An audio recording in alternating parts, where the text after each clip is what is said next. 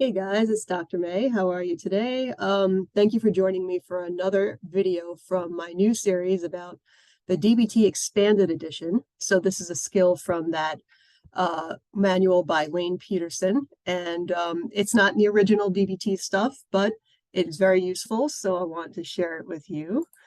So this one is about solved, so get your problem solved, I call it. Okay, so I just want to put out there, though, that problems can be very complicated. We can't always solve them immediately, and some take a whole lot of different steps and trial and error to solve them. So this offers some tips, but it's not a magical solution. So don't get your hopes up, but you might be able to take a few things away from it that could help you deal with an issue you're having and maybe work through it a little more smoothly. Okay, so this plays into the famous DBT dialectic of acceptance and change. So when we're faced with a difficult situation that's causing us some distress, sometimes we can't fix it, or we can't fix it right away. So we might have to practice accepting the reality of what's going on and getting through it the best we can, because we can't fix the situation. It might be ongoing, it might be too hard, it might be unchangeable. But other times it is possible to do something about the triggering event or the situation that's creating our distress. And in that case, we could use some problem-solving skills. So one of the skills we could use is this new one from the expanded edition called Solved, which is about problem solving.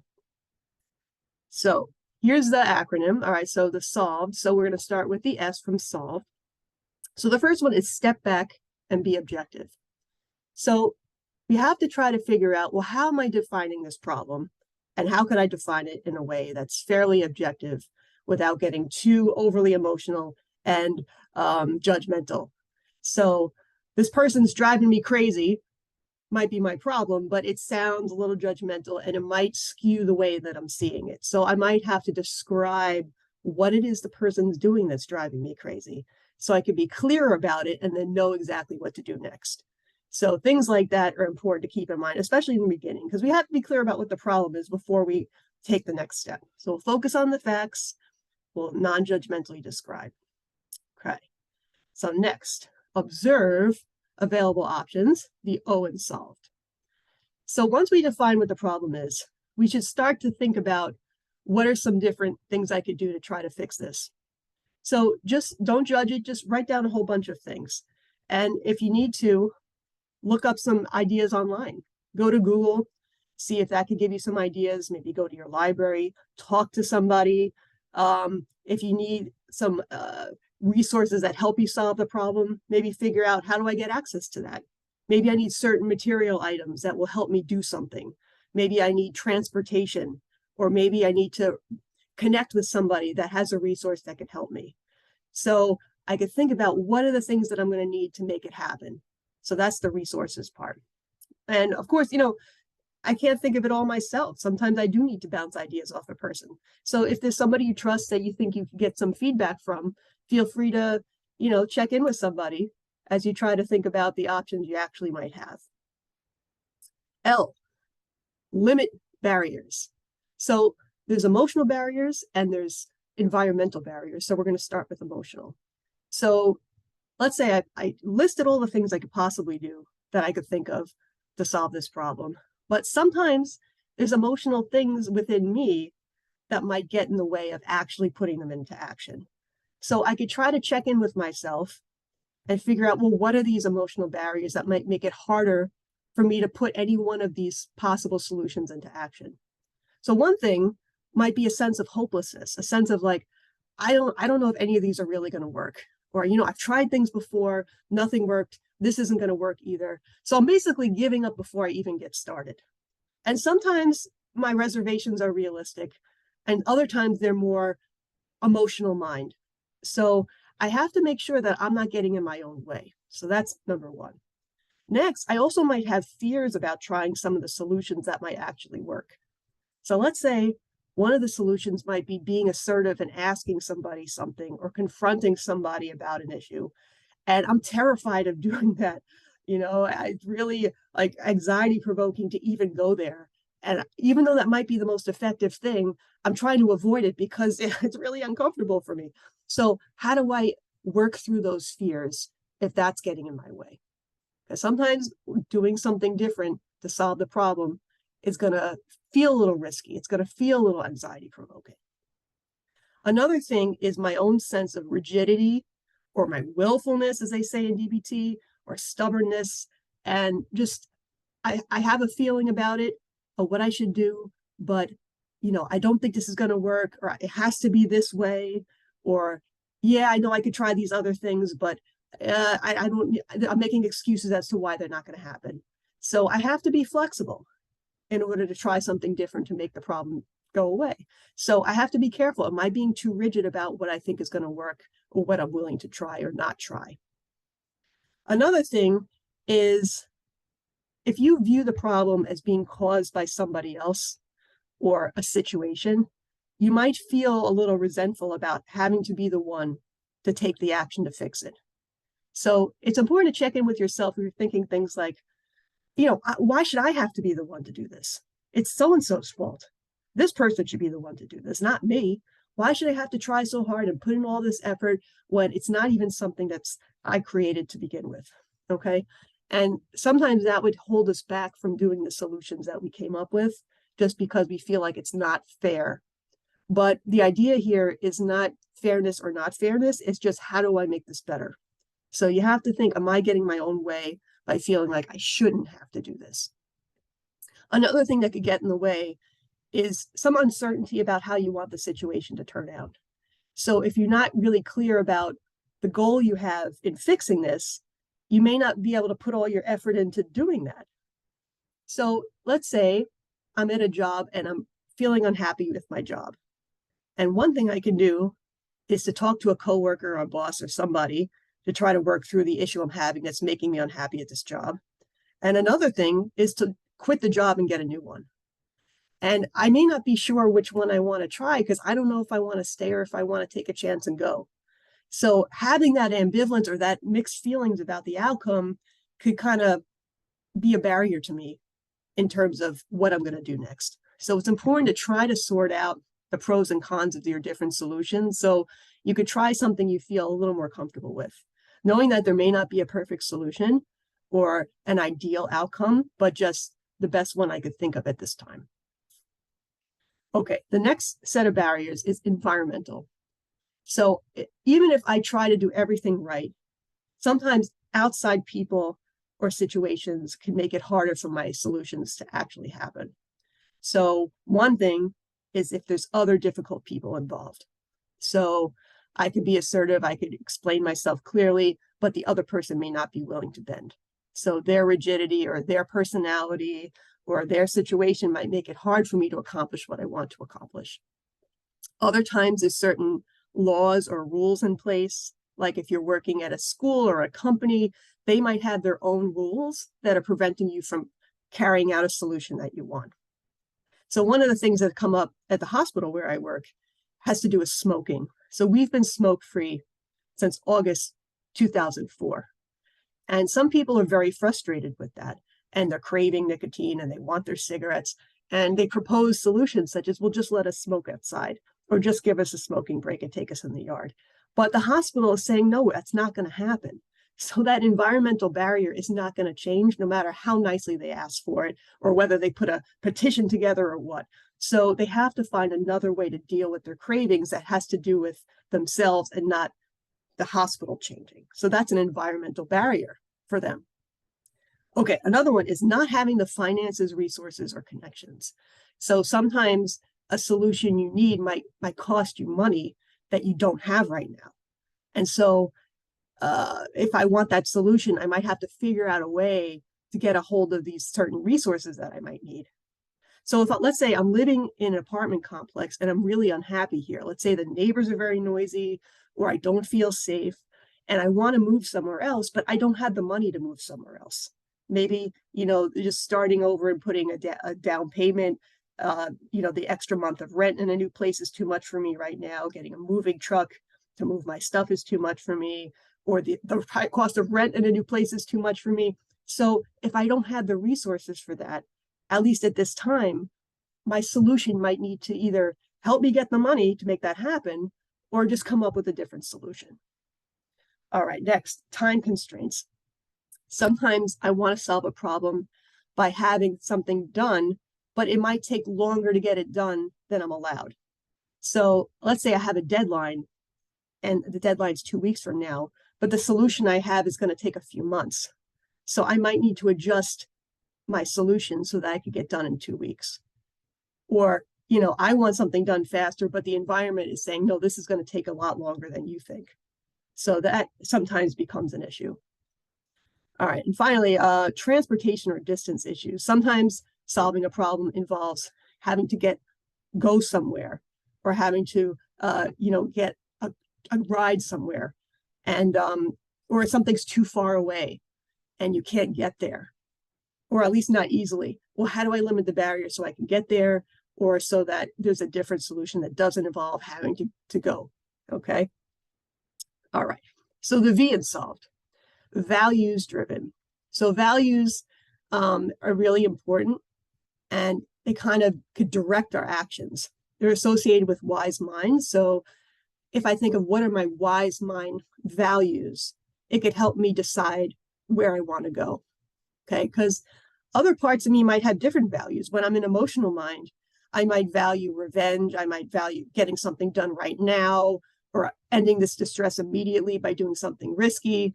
But my wise mind might have a very different set of values. It might share the value of, let's say, feeling better or having my life going more smoothly, but there might be other more important values incorporated in that, such as respect for myself and others, or, feeling good about myself at the end of the day, helping others. There might be other things tied into it that my wise mind would say that my emotion mind wouldn't say. So I got to be clear about that.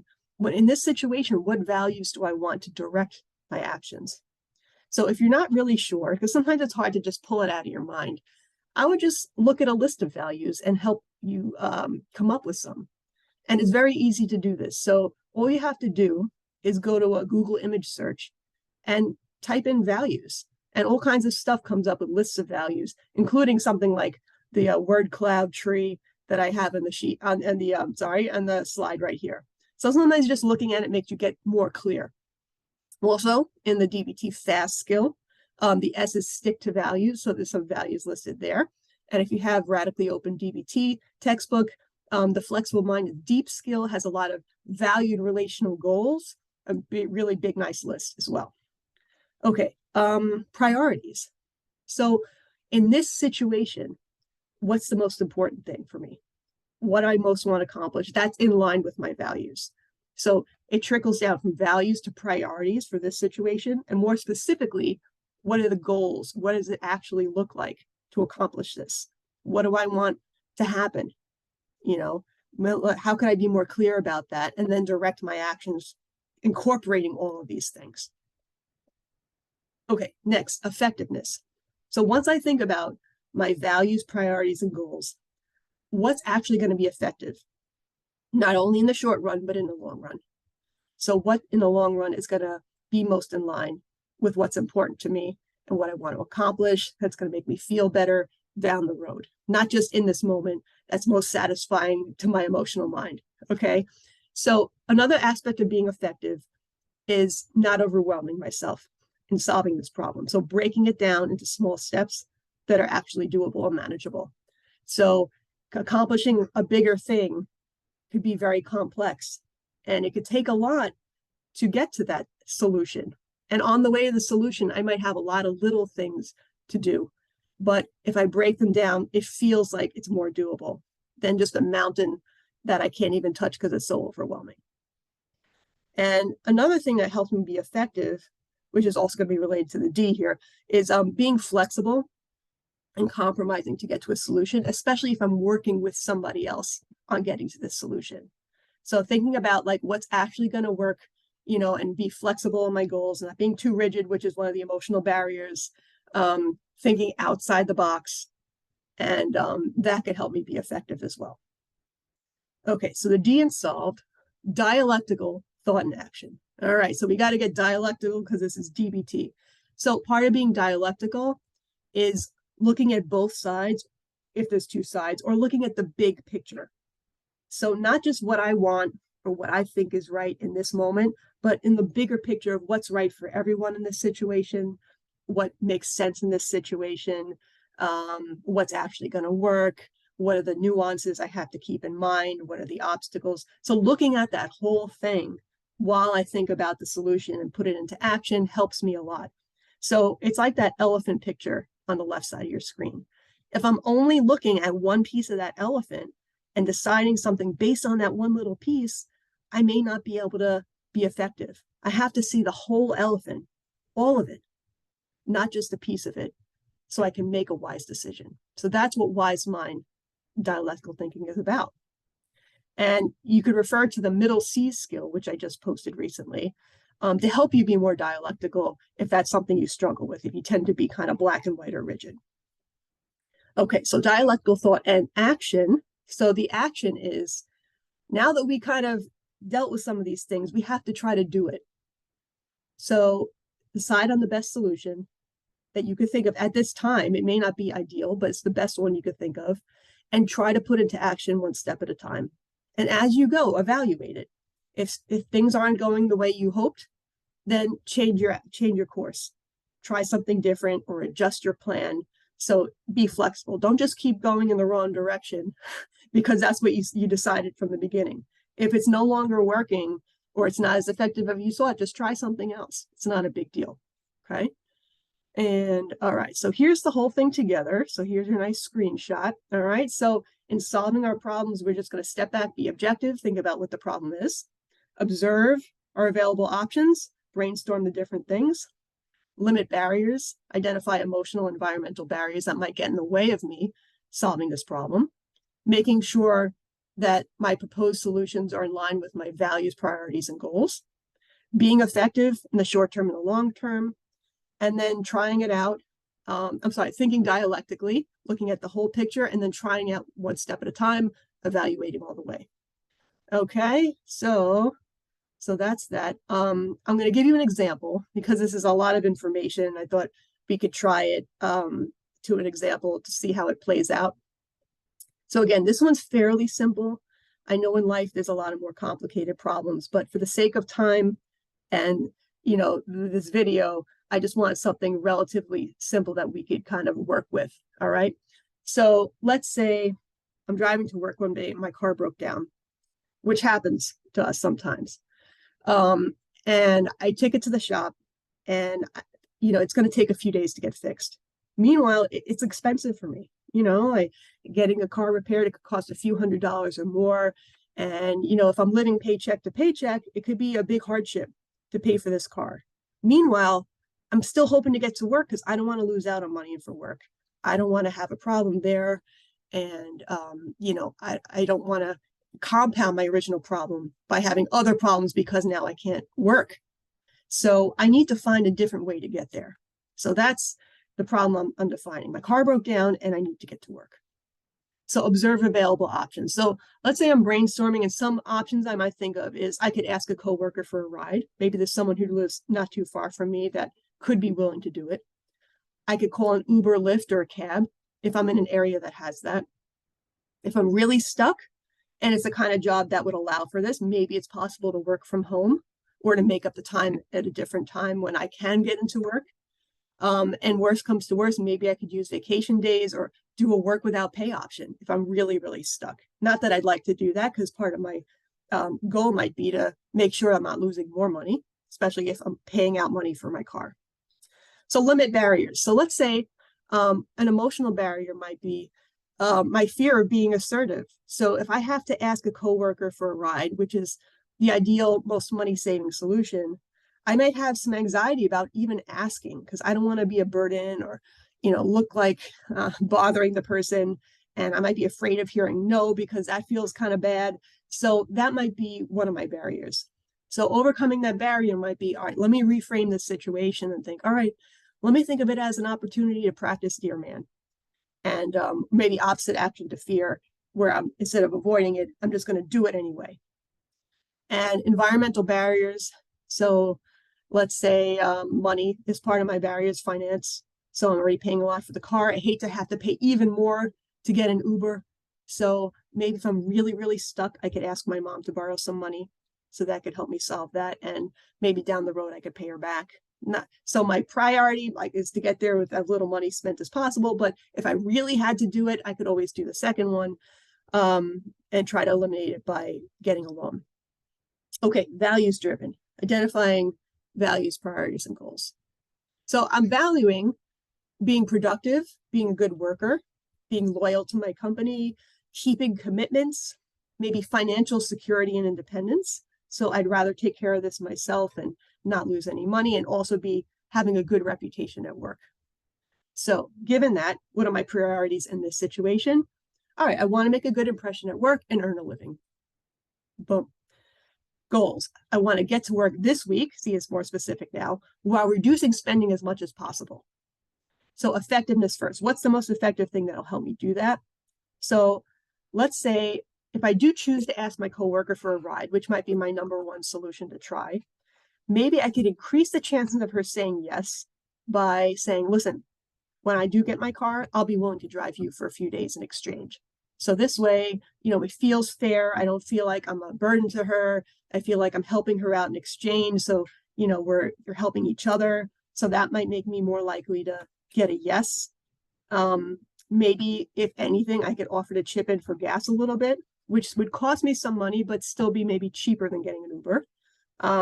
Or maybe finding some other way to return the favor to help her out in exchange. If I go the second route, and let's say I try to get an Uber, and I'm concerned about borrowing money from my mom and feeling beholden to her, maybe I could find a way to slowly pay it back.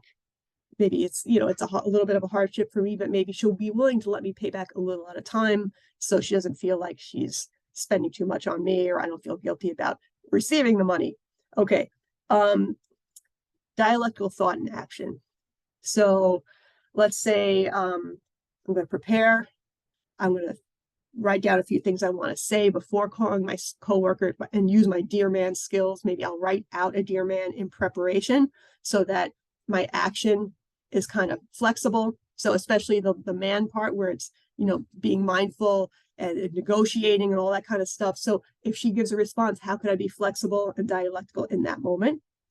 And that might help me get the yes. So that might be an example of preparing in a dialectical sort of a way. Okay, so that's the solve skill. Oh, I'm sorry. Oh, there's one more thing I forgot to share. Let me pull it up one more time. Just so you know, so here's again the expanded dialectical behavior therapy manual. So if you're interested in reading more about this skill in the manual, you could certainly order it from Amazon. There's also 2 related videos on my channel about problem solving. So these are from the emotion regulation module, and one is problem solving for emotions, and the other one talks about emotion by emotion, like what's a justifying event for that emotion, and what are some suggested problem solving actions you could use. So if you want to expand your problem solving repertoire, you could check out those as well. Okay, now I think I'm done. Okay, we made it. So thanks for watching, and I hope this will help you solve some of your problems, even if they're difficult. And I will see you soon with more DBT Expanded Edition skills. Thanks, everybody. Take care.